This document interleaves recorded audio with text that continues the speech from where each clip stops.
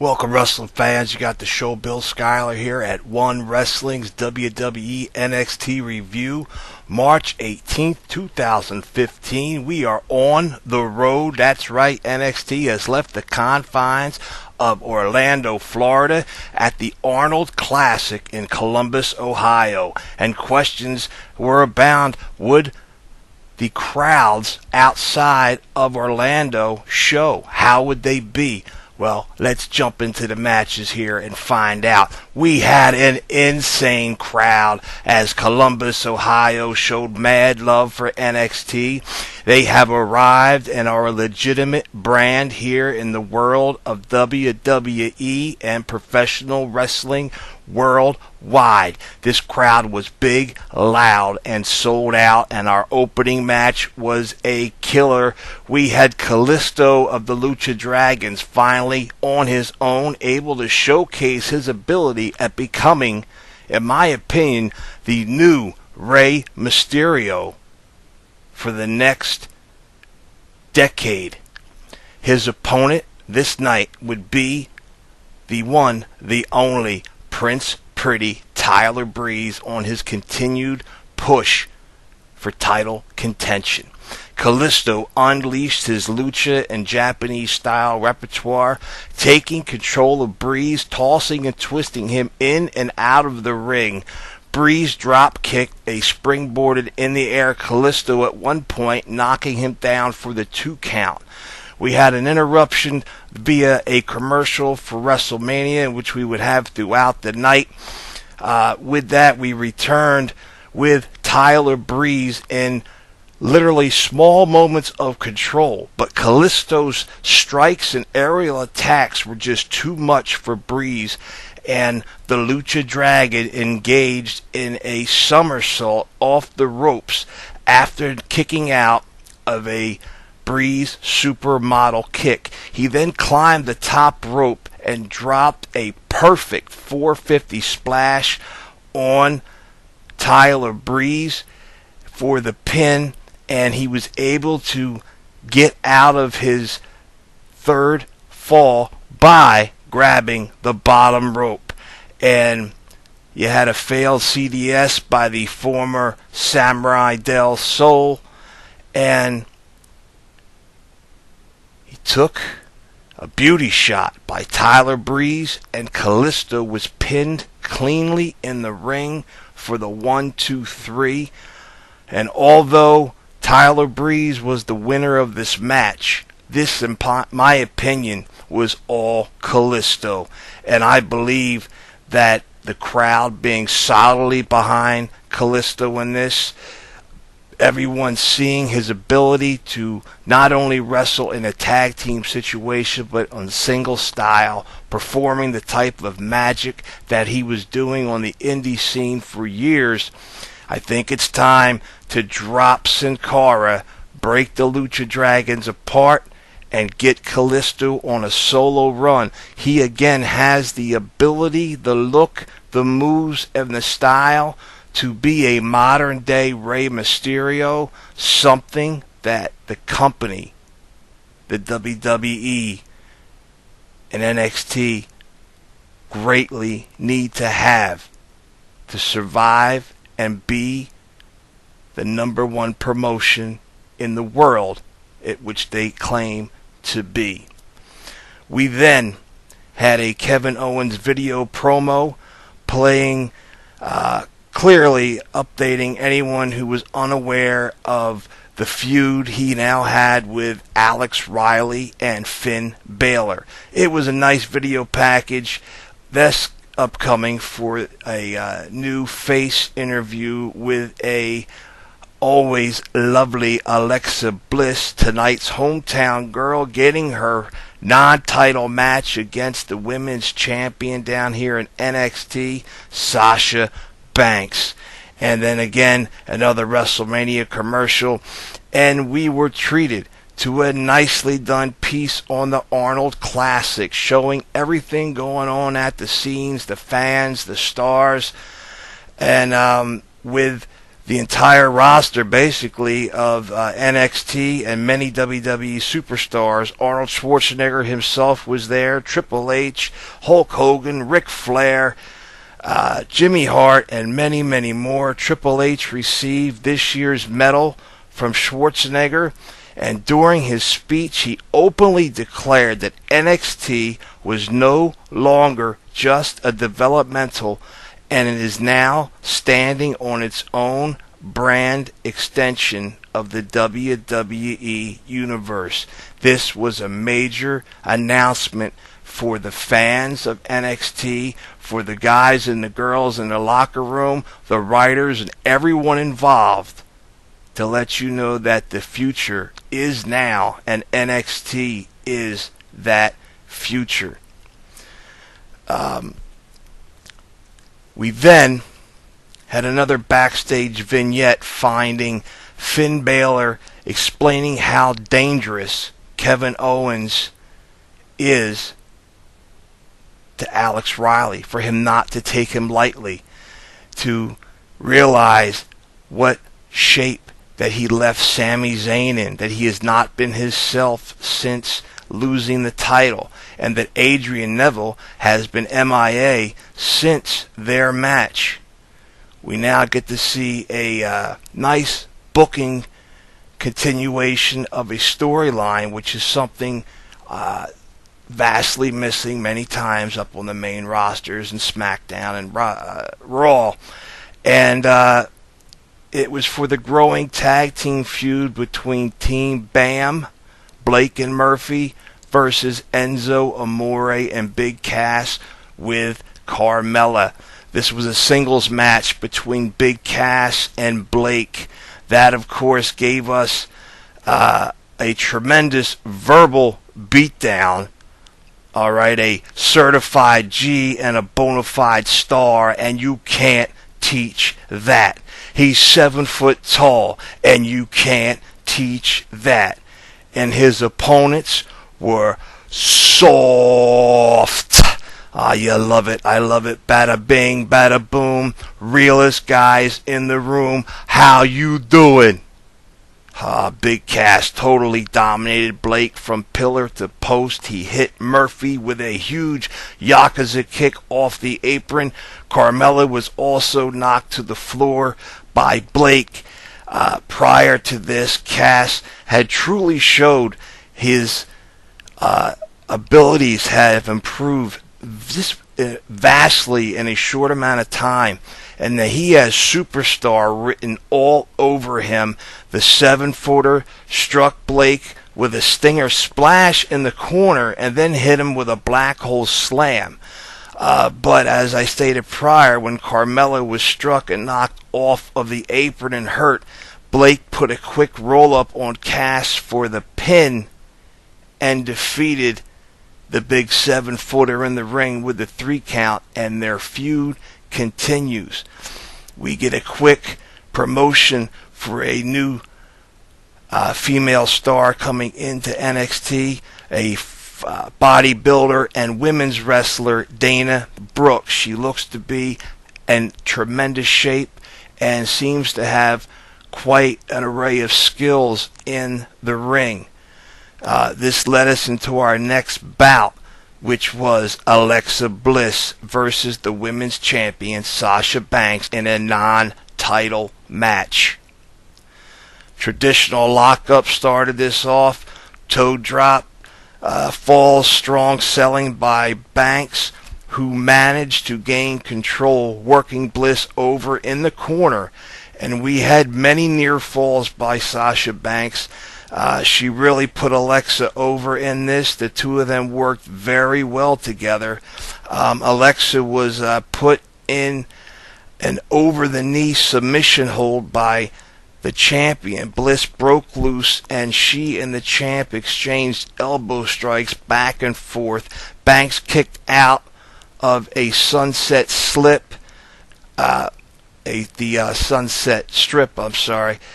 They began fighting out on the floor. Bliss ran Sasha dead into the ring post, knocking her pretty much out of commission. And Bliss returned to the ring as the count continued. The champion unable to make it back in for the 10 count. Your winner, the hometown girl, Alexa Bliss. Quite a good win, helping Bliss continue in her destiny and strive for that championship match. We then get a Kevin Owens backstage interview explaining how he was going to destroy A-Rai this week and then end the rise of one Finn Baylor. Alexa Bliss was giving an interview which was interrupted by Sasha Banks. Before things got out of control, GM William Regal took control, made an NXT Women's Championship match for next week. Alexa Bliss versus Sasha Banks for the gold. And now it is time for our main event. Alex Riley, A-Rai versus the NXT champion, the one, the only Kevin Owens. A-Rai came to the ring looking to be in tremendous shape and wired up to fight. Kevin Owens made his way out to the ring, playing mind games and immediately pushing and shoving, and then began chopping A-Rai and just dominated Riley. At this point, the crowd was solidly behind Owens. The cheers of Mr. Wrestling were deafening. A-Rai could not get control of this match and was thrown into the corner by Owens, and he hit him with a massive running cannonball, striking again once he had him up with short arm clotheslines, dropping elbows and talking smack to A-Rai the entire time. This is again a guy that is one of the best guys, wrestlers, whether he's heel or face, in the business. Kevin Owens. He again attempted the corner cannonball on A-Rai, but missed, getting into a short comeback by hitting Kevin Owens with a brutal spine buster, but it was short-lived as Owens regained control of the match and began striking with running sentons, one after another, just crushing A-Rai further and further into the mat. He picked him up and threw Alex into the corner, put A-Rai into an elbow power bomb for the 1-2-3, and A-Rai was out and pinned and done. I believe this feud was something that was just a way to get A-Rai back into the roster. I don't see their feud really going much further, as I don't think Alex Riley is anywhere, nor does he deserve to be in the title picture at this time. It's been 2 years since he was actively in the ring, and I believe he's going to have to work his way back up into serious contention here in NXT. Owens, after winning the match, tossed Riley outside to the floor and began to beat him down, which was then interrupted by an appearance by Finn Baylor coming out onto the stage. It looked like the champ was going to cease and walk away, and then he continued to assault A-Rai, and Baylor leaped off the stage, striking with an aerial clothesline, throwing Owens into the steel steps. Finn went, after tossing him into the ring, up to the top rope and hit Owens with a double drop kick to the chest. He ran back to the top rope as Owens was laid out on the mat and attempted to strike with the formerly known Sunday Bloody Sunday, and then hit him with the coup de grace. But the champ, ever present of his area in the ring, escaped the ring, left that area as quick as possible, and our show came to an end. This was an outstanding NXT show, as they always do. I am never disappointed when it comes to NXT. You get a little bit of everything. Now, I will say it one thing with the show this week. We had a lot of commercials for WrestleMania. But we're going into the biggest show of the year, and you got to expect that they're going to push WrestleMania. What I would like to see, and what we haven't heard, is if any participants of NXT are going to be involved in any way in WrestleMania. What I would love to see is the pre-shows leading up to WrestleMania. They could have a couple outstanding NXT matches, or literally have a special 1-hour NXT pre-WrestleMania show with titles on the line, and have these guys give it their all, and have the fans who were there to see WrestleMania get that opportunity to see what they may have been missing in NXT, and grow that fan base and that brand bigger and bigger with more and more fans, because by God, they deserve it, because these guys are putting on better shows, better matches, better storylines than anything going on SmackDown or Raw, in this reporter's opinion. Now, there is just a couple areas of news in NXT. First, which being the continued isn't he Samoa Joe going to sign with WWE? Has he? It's all being kept,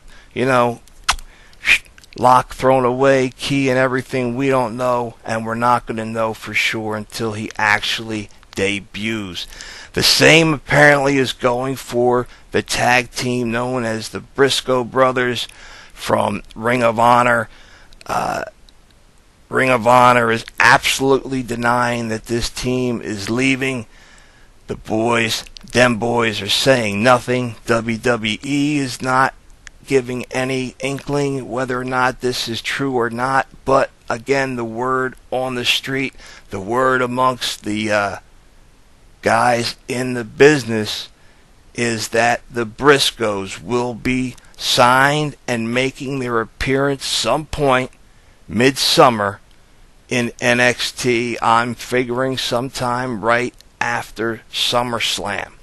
And I am very curious to see how the Briscoes will fit in with their rough and tumble and profane and very, very not PG type of style. And what I'm really hoping for is that they are another sign that the WWE is moving away from that PG era and heading into a new era back towards that adult type of show and promotion. Always they'll have stuff there for the children. I'm not talking about going back to the vulgar days of the WWE in that Attitude Era, but I think we can really turn up a bit of the in-ring brutality that's been sorely missing for a long time, and we've been getting it coming back little by little every week on each show in the WWE universe. And the biggest news going, of course, is that NXT champion Kevin Owens suffered a partially torn meniscus in his knee. He has already underwent surgery. Apparently all went well with this, and it does not appear that it's going to be any type of major setback that's going to cause issues. As we know, NXT is taped ahead of time, and Owens, as he was as Kevin Steen, he does not have to actually wrestle in the ring to make you enjoy seeing him each and every week. He can cause lots of havoc with just a microphone, just being there on the television. Something that I think a certain WWE champion, one Brock Lesnar, could take lessons from in making appearances without actually having to wrestle in the ring, but letting the fans remember and see that they do indeed have a champion. But I'll leave that be, as that's not NXT, but Kevin Owens is. And let's keep our thoughts and our prayers out there that Owens' knee holds up and he continues to give us years and years of great matches. With that, my friends, that brings us to the end of the show. I'm going to give shout-outs, as always, to the boss, Bill Apter. You could follow him on Twitter at Apter1Wrestling. Also on the Apter Chat on YouTube. Andre Corbeil at Andre_Corbeil. And Ray Hernandez at the Big Ray Show on Twitter. You could follow both of them. And myself at One Wrestling's Can-Am Wrestling Show. Andre covers the TNA Impact reviews. We also have, of course, Billy Ray Hustle. You can follow him at Billy Ray Valentine on Twitter. Billy Ray handles the Raw review. He's our newest member to the family. And also, he and I will be returning to the old school show. We already have everything in line, and we should be recording and having a show coming to you guys this week. That's right, the return. And it's going to be the One Wrestling Hustle and Show goes old school. And I can only tell you that we look forward to entertaining you, giving you news, updates, reviews, our thoughts, and just having fun and entertaining back and forth with you guys. As always, please, hit that like button, subscribe, tell your friends, check us out. We like to give you the best news and works and, videos in the business. And I think that we do. The Can-Am Wrestling Show and Bill Apter give you the best guests out there. And, me and Billy Ray, we've had one guest so far in our first days working together, and we will look forward to having more down the road. And again, speaking of that, follow me on Twitter at You Got This Show, and I will see you down the road.